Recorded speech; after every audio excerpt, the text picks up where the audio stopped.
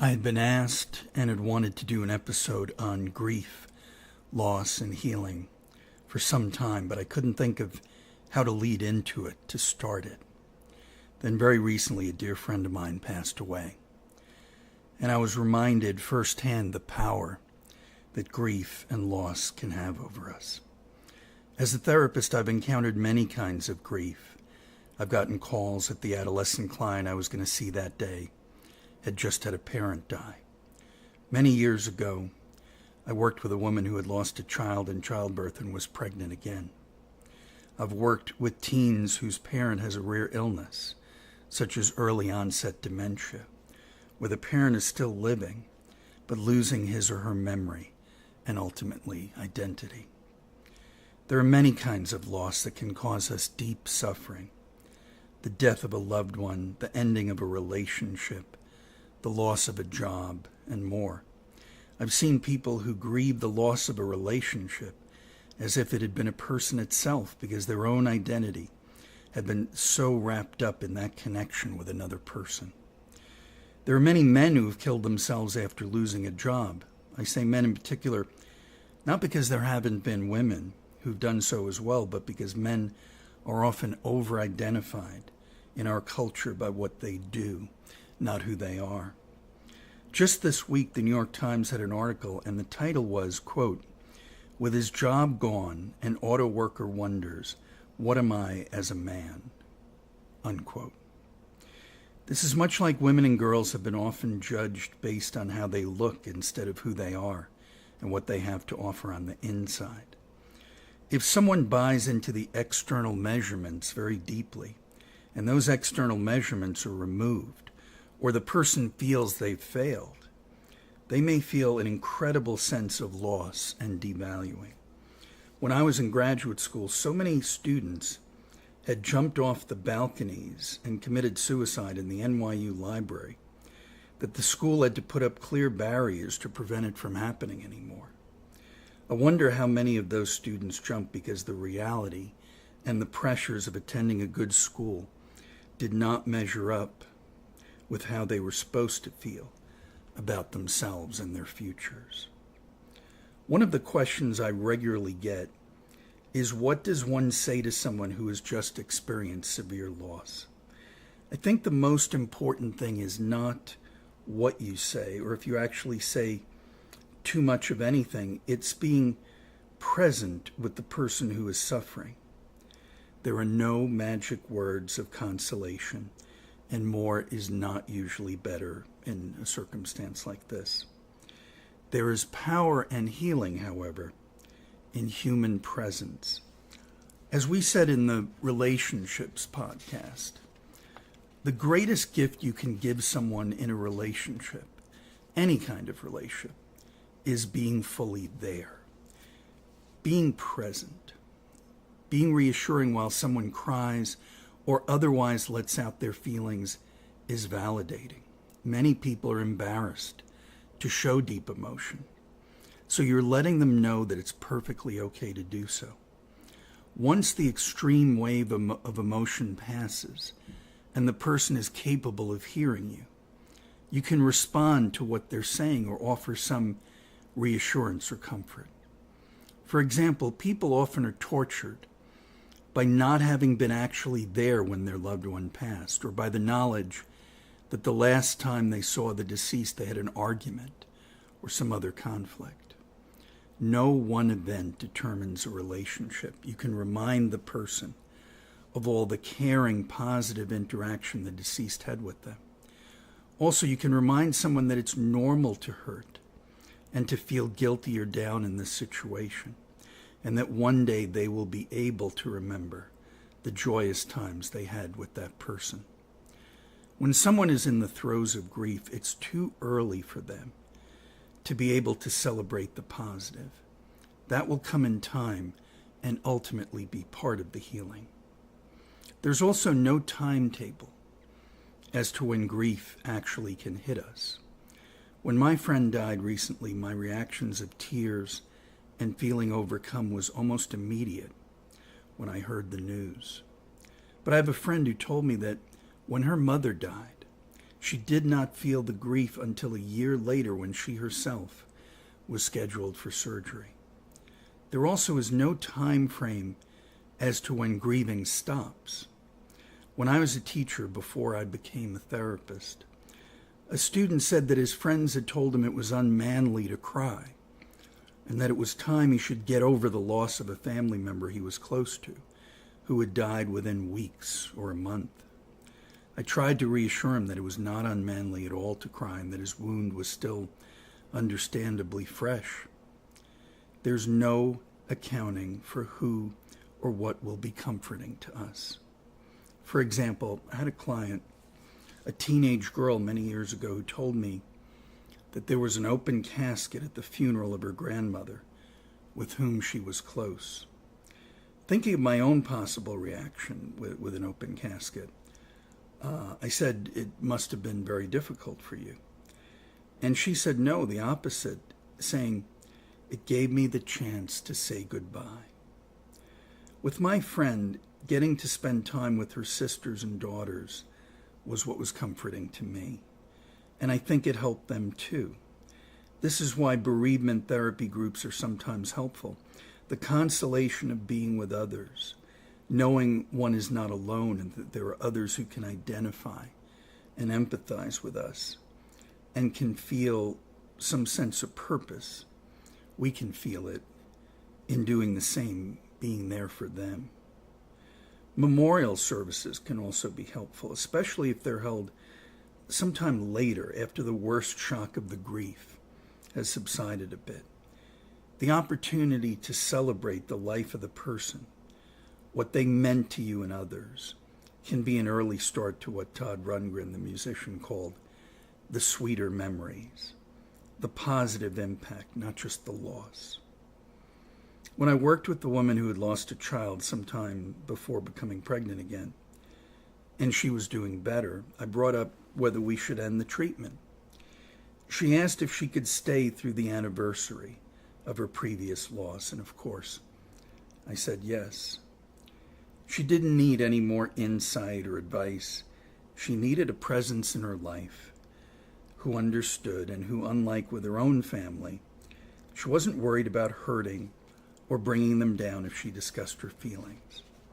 I'm happy to say that sometime after treatment did end, I received a lovely photo of the healthy and happy newborn. There's been a lot of talk in the field of psychotherapy about distinguishing grief from depression, that they're not the same. And it's very true that one can be deeply grieving without being depressed. But it's also very important to remember that one can experience both at the same time. Prolonged grief mixed with other risk factors can result in someone becoming depressed. And in that case, he or she needs to be evaluated by a psychiatrist or psychotherapist. And this brings us back to the time factor. There's no set length of time that grief can go on, but if it's impairing your life for a long period, then you and your therapist can decide together when it's time to take steps to first treat the symptoms of the depression, the anxiety, the trauma, the wounding, and so forth, and then eventually get at the roots of the wound. The people we've loved and lost wanted us to remember and mourn them, of course. But they also wanted us to go on and have happy lives. Those who hurt us deeply and then we lost forfeited the right to have that influence on our lives. They shouldn't be allowed to continue to wound us from the grave. Guilt can also be a big factor in not being able to move on from grief. Sometimes, all evidence to the contrary, people believe they could have changed a family member or friend, which we call codependency. Melody Beatty has that great book, Codependency No More, if you're interested in learning about the topic. And this guilt that we sometimes feel, that we should have been able to change that person and influence them, it's based on a false assumption. because we can't control or change people. They're going to do what they're going to do. We can hope to influence them. We can try to guide them, but in the end, it's going to be their decision what they do. And if we take on that responsibility, it can become a huge weight to carry. And then the person's death only cements that false narrative into place. And I think that's perhaps the most important way that therapy, psychotherapy, can help with grief and the process of grieving towards healing. Changing perspective is key. A good therapist can respectfully challenge the false assumptions, the misdirected blame, the undeserved responsibility, and also at the same time help the patient towards the positive aspects of what's happened. That could be helping the person celebrate the healthy aspects of the person who was lost, or the healthy aspects of the relationship. It's like reminding people of what they know, but they are having such trouble getting in touch with. Or we can point out on how it's time to let go of blaming oneself if that relationship was not healthy. We discussed in the episode about being victimized by sexual abuse, how so many abusers select their targets not based on anything intrinsic about the victim, but about how available that person is to being victimized, the access, the proximity, the grooming, which is the preparation of that victim to be victimized. Yet so many victims continue to blame themselves, even after that person's death. Therapy can help remove the distorted thinking so real grieving can occur, real healing to follow. The wound isn't getting constantly assaulted anymore by the negative thoughts, by the blame. And in many cases, the memories are only pleasant ones, not abusive ones. So we get people who come in and they say, no, I have nothing but good memories about these people. And it hurts so badly because they obviously feel the loss of those wonderful experiences and what that person meant to them. But gradually, the person can learn to embrace and integrate the past into the present. Our lives, our thoughts, our actions, a daily tribute to the loved one we lost. So it's integrating that past, not forgetting it. The goal is not to eliminate those memories or put them in a box or somehow, not face them. It's to gradually strengthen that sense of self again so that it can focus on the positive, on what was so good about that person. So it sometimes also it can be an expression of how much we ache for the presence of that person, that we turn that event into something positive. We get involved in a cause. We see it very commonly when parents turn a tragic loss into a cause, advocating for others to be saved after their child couldn't be. But it doesn't have to just be related to a tragedy. It can be part of the healing where we say, this person was very much in favor of a particular cause or a particular way of looking at things, that we can now pick up that mantle and move forward with that. For some people, that is very healing. And in general, we can acknowledge and accept and integrate that loving presence that we had into our lives. So it isn't about pushing those things away, the good or the bad. It's about understanding them better. And it makes us stronger in future relationships. Because if we establish that same kind of support system we've talked about in the past of friends, family, professionals like therapists, psychiatrists, right? Whatever is needed, then we're less afraid to develop new relationships. Because we say, well, I I know now, as painful as it was, that I could get through that grief. I remember telling a friend and colleague many years before my mother died that I thought that was the one thing I would never get over, that, my mother was still alive at that time, but I absolutely feared so much that if I lost her, I didn't know what I would do. I didn't know how I would cope. And by the time it actually happened, and I did have done my own work, and I had put a support system in place, look, it certainly wasn't easy. I would never say that it wasn't painful, it wasn't hard. But it showed me that the positive memorializing of my mother, having time, I was fortunate enough to be able to be with her before her passing, not immediately at her passing, but we had time to talk about our relationship, and that she was at peace with things, and she was glad to see my sisters and I supporting each other and being there for her and each other. So, again, it was hard, but I realized that, I could get through it, and that I could then celebrate the wonderful relationship that we had. The hard relationship, it was not easy. It took a lot of work on both sides. And yet I'm very proud and very happy to have those memories now. That's the kind of healing that I would wish for everyone listening. And the healing allows us to pursue other relationships knowing that it would be what our loved one would want for us.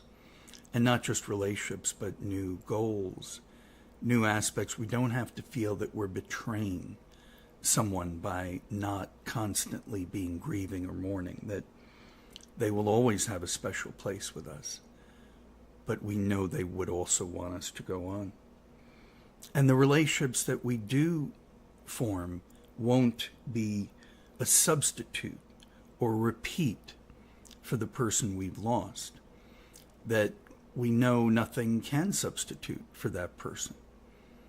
But we can accept that new relationships will also bring joy, and we're prepared in case that day comes when there's some kind of loss. Not necessarily death, but as we said before, marriage can end, friendship can end. It can be very painful. But we know with the support of others, professional and personal, we can get through it.